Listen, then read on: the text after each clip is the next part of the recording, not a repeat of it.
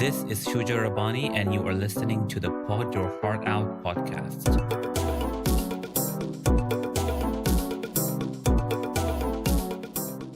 I believe that the right to work in a safe and healthy work environment is everyone's human right. A workplace where there is humanity in human resources and a place where leadership leads by example. Join me in today's conversation if you see yourself as an advocate for that kind of workplace. If you're a business executive, you're going to want to pay very close attention to this episode because I'm talking about all things corporate governance. And the example that I'm going to share about how a former employee now of one of the big four accounting firms had basically blown the lid off a case and sued the company and won. It really is a cautionary tale for all the leaders and business executives out there when it comes to their shady business practices, their ethical norms, and the standards that they live by and work by, because it only takes one employee, just one employee, to speak up, bite the bullet, and everything can just flare up. And this is a classic example of a case like that. It's a story that really shows that if you are not living by your own ethical standards or what you display to be your ethical standards to the public, only one legal case is enough to basically expose everything about your company and the practices that are conducted and ruin your global reputation. That's probably why a lot of the companies have a very strict regulations around what kind of information goes out to social media, or even for employees displaying their discontent with the work practices on social media. That's a different topic. I will be having other podcasts in future which will talk specifically about rules and regulations around social media and how corporations are very strict about it. However, in this particular case, an employee of Ernst & Young lodged a legal case against them in the United Kingdom and won the case. The judge had ordered EY to pay him 11 million US dollars. And it talks about how Ernst & Young had pretty much colluded with an organization to hide illicit exports and help them obscure audit findings that included what they suspected was money laundering. These are very serious allegations, and when you end up in court against your own employee who alleges something against you and ends up winning, for just one employee to win against a multi-billion-dollar corporation like that, this story, I think, needs a lot more attention. Sadly, what happens with a lot of these multi-billion-dollar corporations is that when an employee blows a whistle on unethical practices, it can be for whatever other reason, they end up getting labeled as the disgruntled employee. Oftentimes, I don't necessarily agree with that term. It's a very common term used for whistleblowers.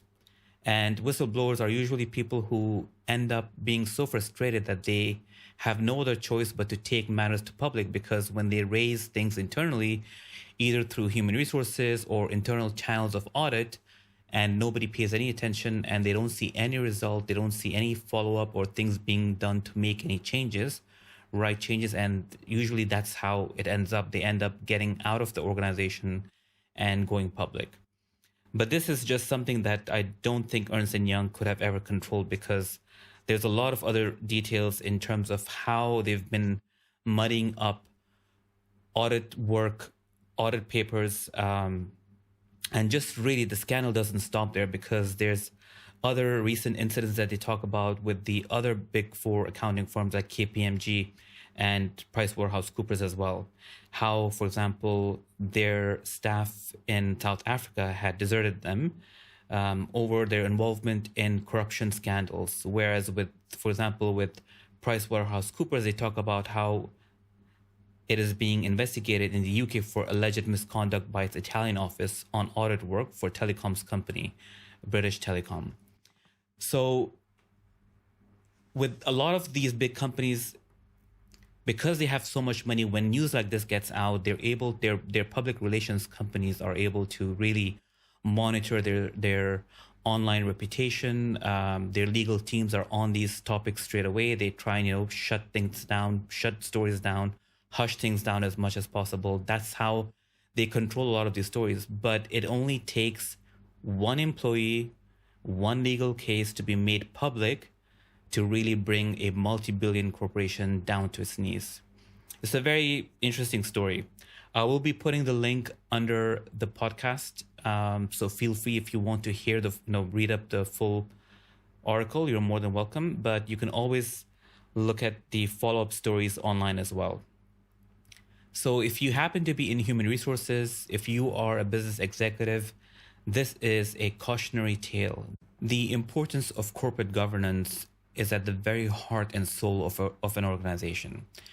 If you happen to ignore it, this is exactly the kind of things that can backfire. You have leaders at the highest level of the corporation that are involved in all kinds of corrupt practices. And if they're not being audited correctly, if they are not being watched over properly, people can lean towards practices which end up costing companies millions and millions of dollars. And of course, monetarily, but then there's also the intangible cost of reputation damage that happens. And next time, for example, when people want to apply for a company like Ernst & Young or want to work with somebody who comes from a company like Ernst & Young, they would be thinking twice that, okay, well, I read this article or this is what was published. These are the kind of practices that were happening in your offices in this part of the world. So yes, the damage, the intangible damage to reputation can outlast much more than what the $11 million to the employee could ever do, because $11 million for a multi-billion-dollar corporation like Ernst & Young is nothing. They'll make that up at the blink of an eye. But it will take a lot more work to recover reputational damage that's done as a result of illegal, unethical practices like this. Companies that have non-disclosure agreements upon joining, or if they happen to have non-disclosure clauses written down very, very minutely somewhere in the footer of their policies, this kind of case is an example that even your own non-disclosure agreements will not protect you, because that is exactly the reason why people go out and start whistleblowing. So if you're in human resources, if you are a business leader, it's a time to reflect and really ask yourself, do you have the right people with the right character in place when you put teams together? Can you trust them? How do you build integrity? It's something that comes as part of a person's character. How do you measure integrity?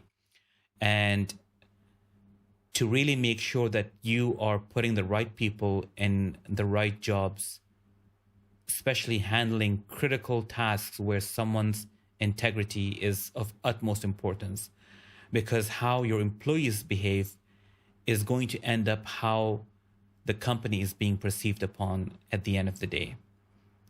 This is exactly that kind of example where if an employee observes something that doesn't align with their own personal values, and it's very obvious that it's not right what the others are doing, and they end up going out and speaking to the public or lodging a legal case, then you better be very prepared for what the outcome might be. And that is it for this episode. If you have anything else to add or any comment or feedback to give, you are more than welcome to pod your heart out and write to me at info@podyourheartout.com. I look forward to hearing from you. Until next time, have a good day.